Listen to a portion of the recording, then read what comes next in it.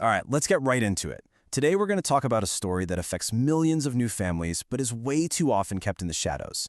We've dug deep into the clinical research to build a really clear picture of perinatal mental health. And believe me, it's a story that needs to be told.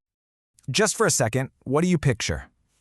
I'm guessing it's probably a super calm, smiling parent holding a perfectly peaceful sleeping baby. You know the one. It's this powerful, idealized image we see absolutely everywhere. But as the data shows us, it's not the whole story, not by a long shot. Because here's the reality. For up to 1 in 5 women, that journey into parenthood is actually clouded by depression or anxiety. Just think about that number, 1 in 5. It completely flips that perfect image on its head and shows a much more common and honestly, a much tougher experience. So yeah, the story is just way more complex than we're often led to believe. In this explainer, we're going to break down that complexity. We're going to look at what these conditions actually are, who they affect, and what the research says about the best ways to find support. Okay, first things first, let's be super clear about what we're discussing here. This isn't about the baby blues, that short phase of moodiness and crying that can happen right after birth.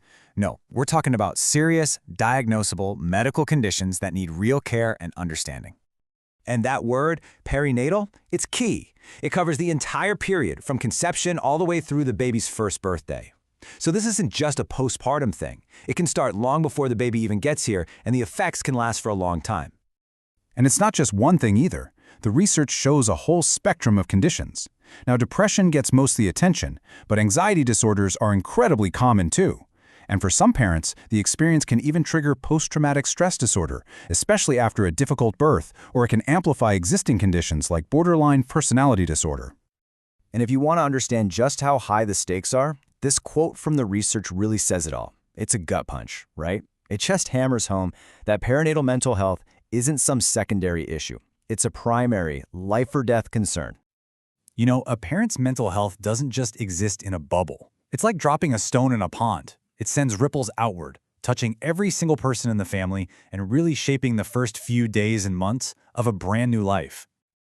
And that first ripple, it can be felt even before the baby is born. Studies draw a direct line from a mother's depression and stress during pregnancy to things that can go wrong at birth.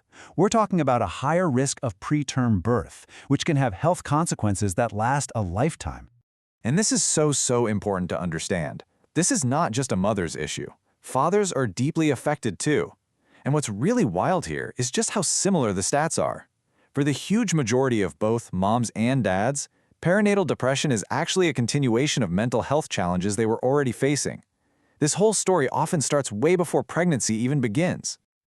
Those ripples just keep on going, long into childhood. Research shows a major link between a parent's mental health and how a baby develops really basic skills, like attention and learning how to interact with people.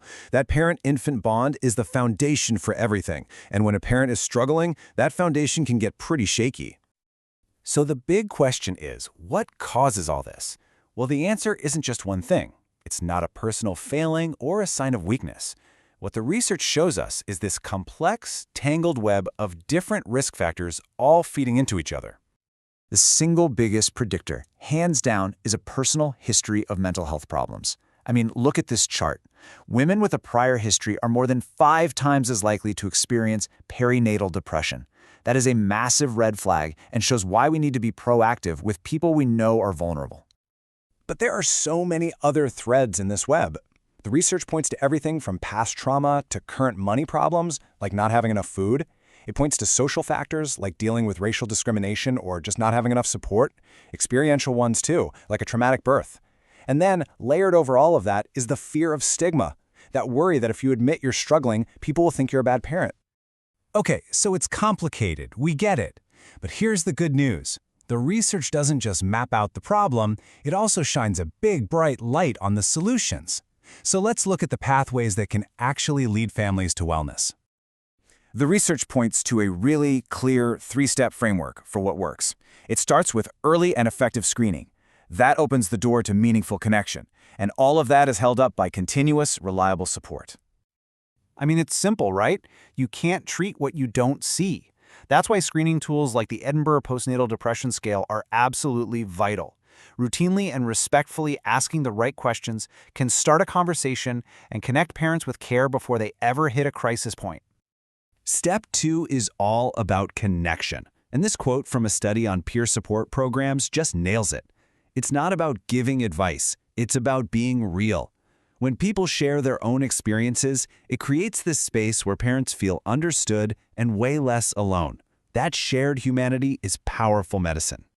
And finally, step 3, continuous support. The research shows that having a steady, trusted relationship with a healthcare provider, like a midwife, makes a huge difference. In fact, studies show that kind of consistent care is linked to a lower risk of physical problems, like preterm birth. It creates this amazing cycle of both mental and physical well-being. So we know what works. We have the roadmap: early screening, meaningful connection, and continuous care. And that brings us to the final and maybe the most crucial question of all. The research gives us the blueprint, but how do we, as a society, change the system so that this kind of support isn't just something you get if you're lucky, but the absolute standard for every single family everywhere?